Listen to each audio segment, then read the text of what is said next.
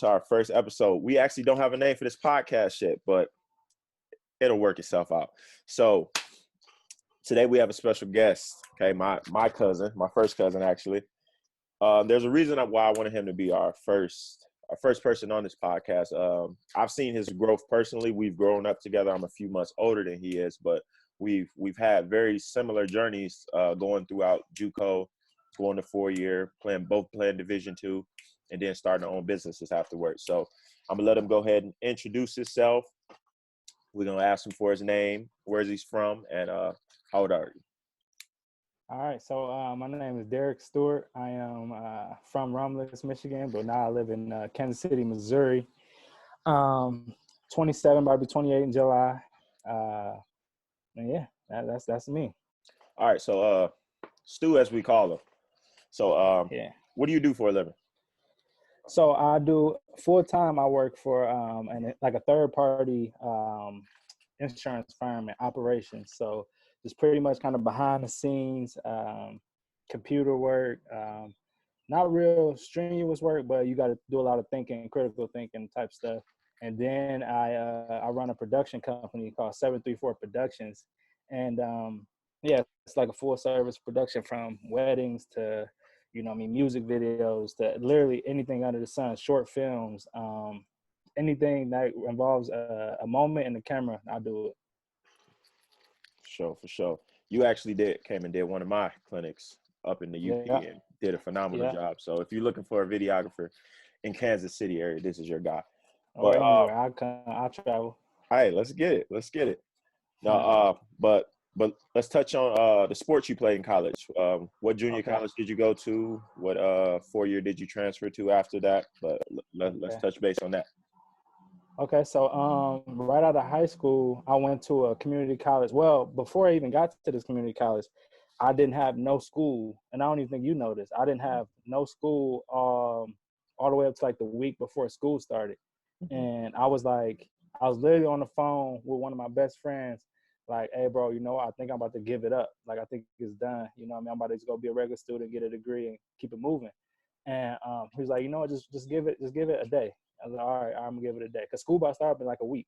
Right. And then my head coach Nate Oates called me and was like, "Stu, we got to school." Literally, as soon as I hung up the phone, my boy Oates called me, and I was like, like that's God, and this is, I didn't have no other option but to go all in on it. I didn't know nothing about the school, so I went to Lake Michigan College. It's out on like the other side of the state, Benton Harbor, Michigan, and then from there, so when I got there, going from being like one of the main players on my high school team, top in the country, to I didn't even see the light of day on that JUCO team. I didn't even get an opportunity, and it hurt for a little bit, but I just was like, okay, you know what? Well, then if I'm not gonna play, this is gonna be a full year of working out like crazy.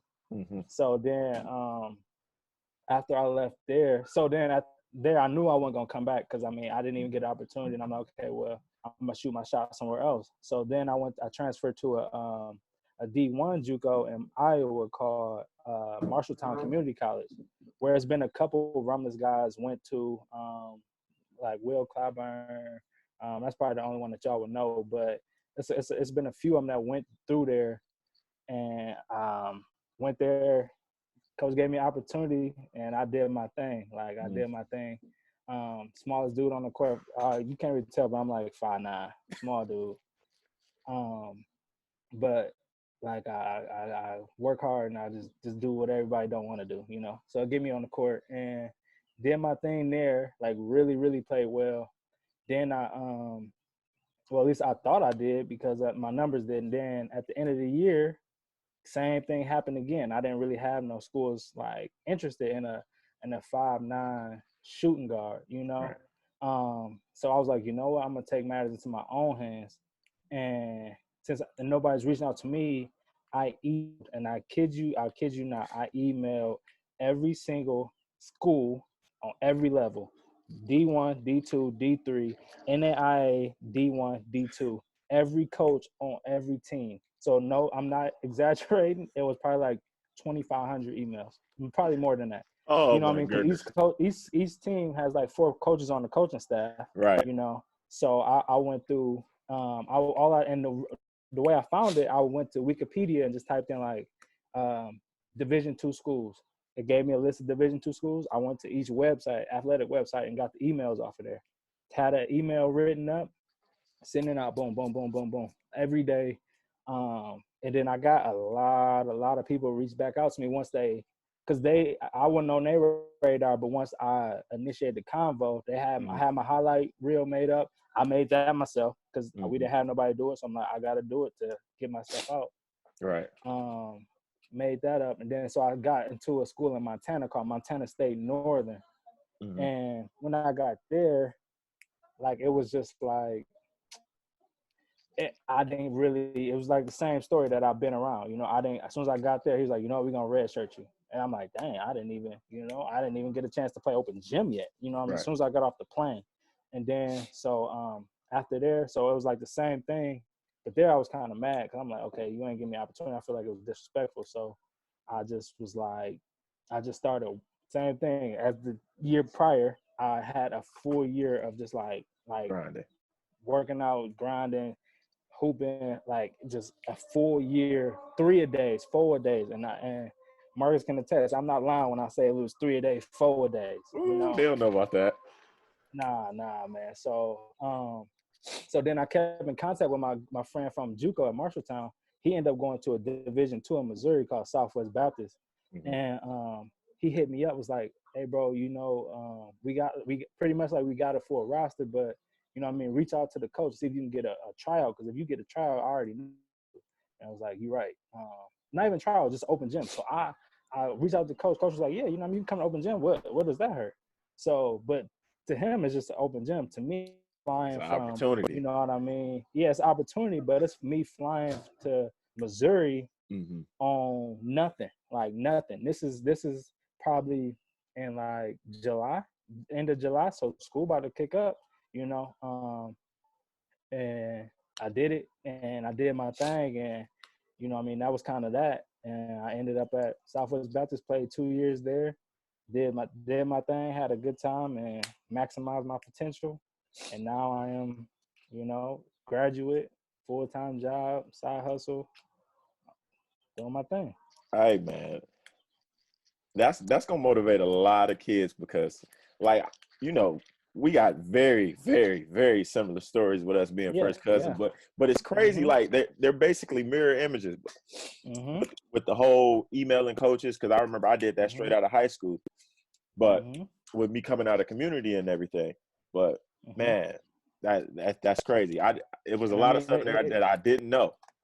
Yeah, and I mean that transfers over to life. You know what I mean? Like it was just like, you know, ain't nothing easy. It wasn't nothing easy for us. So we had to figure it out to where it's like, okay, I want to get here. How do I get here? Find a way. And then after you figure out, you know what I mean, figure out, then you know the mantra, find a way. You know? You know what I mean, you find a way. All right, so let's touch on, like, I know there were some setbacks like you were talking about earlier, but let's take a deeper dive into those and how they kind of set you up to propel you forward. Like you said, like you got redshirted straight off the plane. So let's take a glimpse into the day of the life of a redshirt athlete and how you were working. Because when I went to Canada, it was the exact same thing. After Jay had passed, it was like blackout. I'm working every day. Yeah, You're gonna see me in the gym all day. So tell us what that looked like. So I mean, that's pretty much what it was. It was like, you know, so with the red shirt, you got to do all the activities, but with us, they wouldn't let us travel to away games, and it was like 3 or 4 of us. But honestly, like it was 3 or 4 red shirts, and I felt like I was the best person on the team, and I was a red shirt, you know. But I was just like, okay, you know. So we couldn't travel to away games. So what I did, literally, like my schedule, I mean, I'm not exactly sure, but I'm pretty sure it was on the lines of wake up at like 5 or 6 a.m., go to the gym, work out. That workout was probably like individual, like ball handling, finishing, all of that stuff. Then it was after that, go to class, usually have a break in class sometime then. I would go in there and get probably probably like 500 up, 250 makes or something like that. Just something quick that was like an hour, you know what I mean, hour and a half workout. Then it was practice. And then after practice, I would go eat dinner, um, do whatever homework I gotta do or whatever. Then I would come back and do either like it would be like weights. If I did weights the day before, I would go back and do some more shooting, or I would do weights or whatever it was. But that's really what it was. It was just like, okay, how can I lock in and become better at everything that I do? And it was like, okay, first I had to figure out what was my strong point. My strong points was shooting. My strong points was being tough. My strong points was, you know what I mean, defense. It was just, and like knowing the game, and I was like, okay, now I need to focus on my weaknesses, which was like physical Right. things or just polishing up things. So what I did for a whole year was pretty much break down what I was good at. I wanted to become great, and what I was okay at, I wanted to become really, really good at. You know what I mean? So I can be pretty well rounded. But I mean, that's what it was. And it was, I mean, I'm telling you, it was tough. It was tough mentally, you know, being in Montana where it's like 3 hour time, 2 or 3 hour time difference from home. So it was, and it was like that was hard talking to like family and friends and stuff like that. And then just being in Montana, it was tough. Right. Like just being a whole different world from, you know what I mean, Metro Detroit. It was tough, but you know what I mean, Right. tough times don't last. Oh yeah, tough people do, without a doubt. Mm-hmm. Hey, another touch on that. So, did you find yourself being the only African American in some of your classes sometimes in Montana? Yeah, most definitely, yeah. Actually, and all schools that I've been at, you know, maybe not the only, but maybe one or two. Mm-hmm. But in Michigan, when I was at JUCO, Michigan, when I was at JUCO in Iowa, when I was in Montana, and when I was in Missouri, it was. I mean, it's all the same. Where it's like you got to figure out, you know, you can't let that be. Um, you can't let that like stop you, or you can't let that deter you from what's going on, because to be honest, you could be sitting next to whoever and they don't care about what you got going on. They don't Right. care about your hardships. They don't care about nothing. Mm-hmm. And you got to be like, okay, well, why am I worried about who all in this class when I need to focus on me getting, you know what I mean, to the next level, getting a degree, getting a good grade or whatever it is. Right, right. So what was that transition like going from D1 JUCO to Division two at Southwest Baptist? So it really was like the competition was pretty much like the same kind of level up, you know, Mm-hmm. because it was the Division two that I was at. I mean, they had like 5 national championships. They had a whole bunch of D1 bounce backs. I mean, the competition was real. Games was packed. Like it was a big jump, but it was like, you know, I did all that workout, all that stuff I did. I mean, it was just like, you know, you walk into an open gym and you got all these high major guys. You're like, okay, well, I'm about to get in where I fit in, you know. Mm-hmm. And me personally, I was never really like, the competition wasn't never something I worry about, because I know that when nobody waking up doing what I was doing 7 days a week, you Right. know, and that's what it was. I was doing it 7 days a week, every single day, doing something to pass up one person. Like that was another thing I learned from my coach, Coach Baker, and Oster, was like, every day just pass up 5, 10 people. That's it. Just pass up people. That's it. And you know what I mean? I took that as like, took that to heart, where it was like, when I line up next to this dude, okay, he's 6'3", okay, he big, okay, he this, that, and the third. I'm like, yeah, you ain't worked hard as me, so I'm about to give you that work. You Right. know? Right. Right. So what skills did you take from being a college basketball player, applying them to your 9 to 5 and to your business? How, like, Oh man, I really honestly everything but dribbling the ball, man. It was like, because now it's the same way, where it's like everybody don't want to work hard, everybody don't want to succeed. Some people just want to get by, you mm-hmm. know. Where it's like, if you like just with a job, it's like, you know, if you work hard and you do what's right and you do, you know what I mean, you try your best, you're gonna always go up. It don't matter how fast it may be, but no matter what, you're gonna go in the right direction because you're doing what's right. And it was like, I mean, discipline, you know, like it was like, you got to be disciplined, because okay, if you don't wake up and go to work, ain't no call Stu, why you ain't in practice? Stu, why you ain't at Right. weights? Ain't none of that. It's why are you not at work? You're fired. You know what I mean? Type deal. Mm-hmm. So I mean, discipline is big. You got to do your work, and it's what's really actually I think it's harder now than what it was in school. Is you gotta you gotta hold yourself accountable. You gotta Right. be, you know what I mean? You gotta literally use everything that was normal to you, because and back with playing basketball, time management, you were on a schedule. You know what I mean? Mm-hmm. They gave you that schedule. Now it's like you gotta make your schedule, and you gotta be disciplined enough to follow that schedule every day, no matter what. You know what I mean? And then the thing that I feel like is easier now is that, okay, after 5 o'clock, after I get off work, it's like, okay, whatever I had planned, I can do. But it's not like I got this, and this, and this, and this every single day. It's different. So it's like you can relax. Like I can relax and do this interview. You know what I mean? Mm-hmm. It's definitely. But honestly, like almost everything but dribbling and shooting is from basketball to now.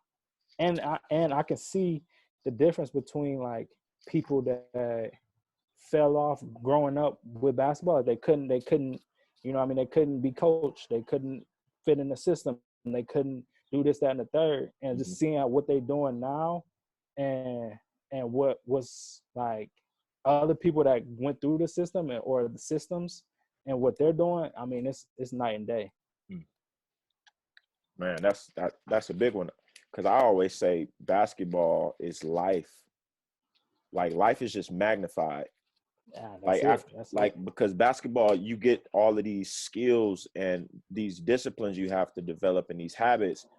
But if you mess those things up during basketball, you might get sat down. You might have to sit down a game. But in real life, it's real. It's real. There is no 30-second timeout.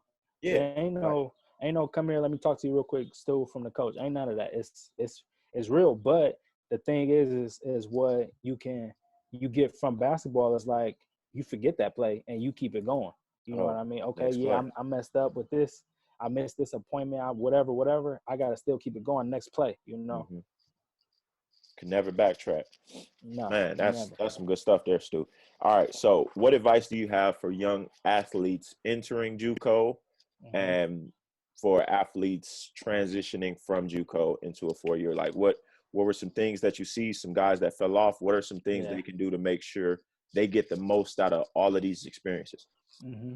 So one thing that I know for off rip is just like forget who you was status wise coming out of high school, because you can be top dog, you can be low man, you can be any of that. When you get to day one at college or JUCO or wherever you at, it's the playing field is even, and now you gotta now it's like, okay, we gotta start all over. You can be the man in high school, and you can be number 10, 11 on in JUCO. You know what I mean? And Mm-hmm. that was literally me. And that I feel like that really helped my character. But it was like I would tell the person that's going into graduating school, going into JUCO or going into wherever they're going, like definitely forget who you was, but like status wise, but always, you know what I mean, if you got that dog in you, that dog is, you know what I mean, that dog gonna make you pass up a lot of people. And like be coachable. Like yeah, this ain't gonna be the same. Like this ain't gonna be the same program. This ain't gonna be the same coaches. This ain't gonna be none of that. Where like when I went to actually all my college career, nothing compared to my high school. Like preparation with scouting reports, with film, with practices, with nothing compared. Where I had to everything was completely different from what I've done for 4 years every single day.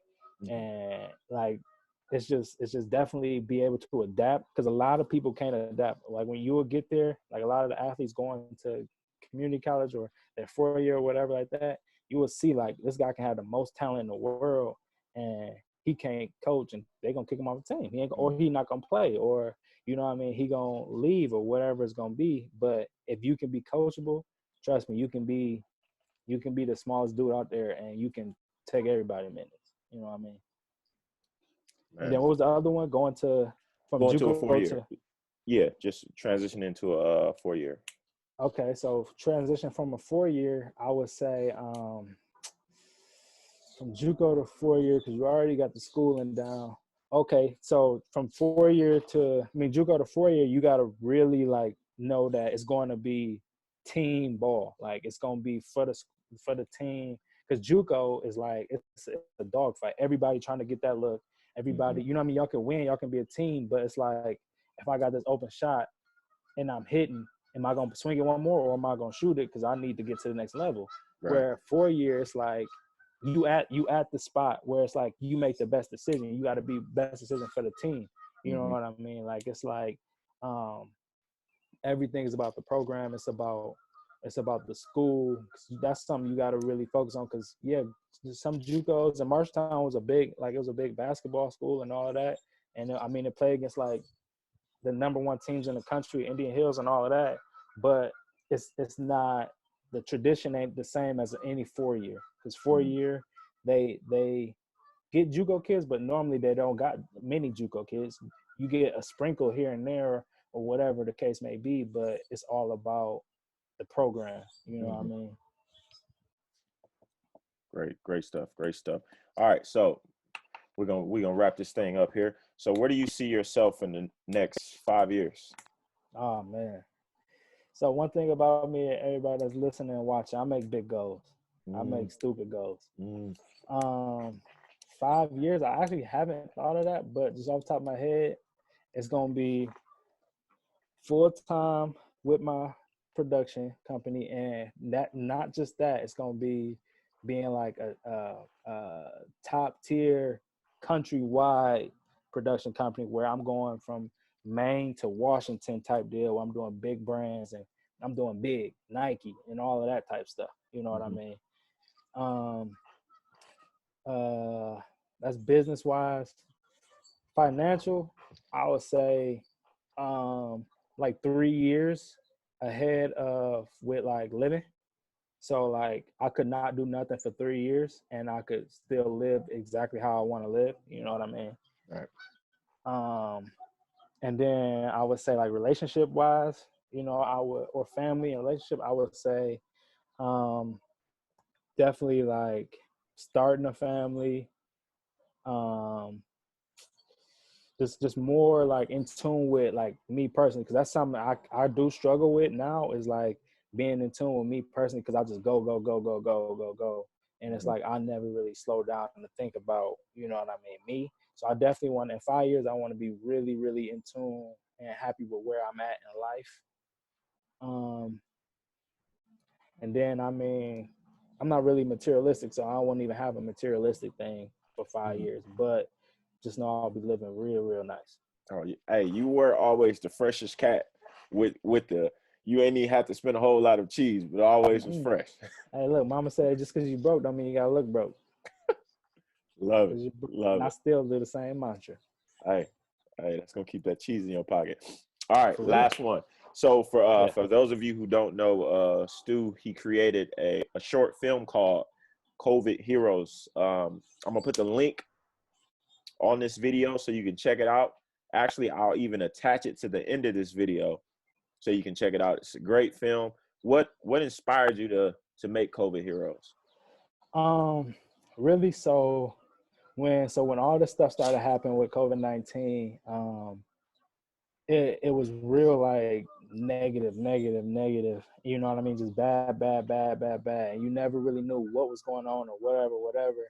So, and then the thing, like me being in media, I know that um like how the media kind of works, and me being outside looking at the media, I know that you like, man, why is they just showing everything bad? Why is showing everything bad? But with the media, how they work, it's like especially mainstream, it's like they throw everything on the wall and hope something stick. You know what I mean? So whatever they get, they throwing it. So it's new numbers every day, and I'm like, man, this stuff is really really like bad. Like it's just depressing. So I'm like, okay, how can I want to do something about it, because right now I'm at a standstill. Every event, wedding, everything is just at a standstill right now. So what can I do to occupy my time and keep creative? And and so I was just like, okay, let me figure out how can I make this like a positive. So all I did really was figure out, okay, what is people that, because a lot of my friends and family, they work in plants, they are teachers, they are, you know what I mean, stuff that you never really get a break to be with your family. So I was like, or like you like working out with people, and I was just like, you know, they're right now they're doing something that they never really could do without a worry. Like, yeah, you could do that before, but you're like, man, I can't. I'm missing out on money. I'm missing out on, you know what I mean, my job. I can't take all these PTO days or whatever. And I'm like, okay, so my friends are spending more time with their family. Let me highlight that. People are working on projects, like, you know what I mean, you did a whole basement. My other friend, it was a basement too. They put flooring all in their basement. It's like they're doing projects. People are doing projects that they put off because you don't really have the time, Right. or to learn it, to get the material, whatever the case may be. And I was just like, okay, let me highlight that, as well as flip it to showing what some people didn't have the opportunity to take a break. You know what I mean? Like all the essential workers, they had to crank it up a notch. All the people that worked at like the grocery stores had to crank it up 20 notches. You know what I mean? And I wanted to highlight that and make the film about them, having to, because a lot of people didn't really, like, it's everybody I talk to, they never really thought about it in that way, where it's like, yeah, I got to chill, I got to spend time with family. I'm complaining about this, that, and the third, where it's like, you know what I mean, your next door neighbor could have been a firefighter where they had to work every day for 12-hour shifts nonstop. Right. You know what I mean? And it's been going on for what, like 3 months. So, you know what I mean? Like we may be collecting a paycheck without, or some people may be collecting a paycheck or a stimulus or whatever the case may be. They still working a 9 to 5, or whatever. And like bus drivers, all of that. Where it's like I wanted to highlight them and bring that to people's attention and show them that not only are y'all chilling, but you know what I mean, some people got to work, and show some appreciation and be thankful for them. Right. That make everything go around. You know what I mean? Man. Hey, if you have not seen COVID Heroes, go check it out, man. It's an amazing video. Brought tears to my eyes. But that's it. We're gonna wrap it up. Hey, I would like to dedicate this first podcast to my uncle Albert, who Derrick is actually named. His middle name is after him. He passed away today at 5:45. So this is for him. So I appreciate y'all checking in. Coach out. Peace, man.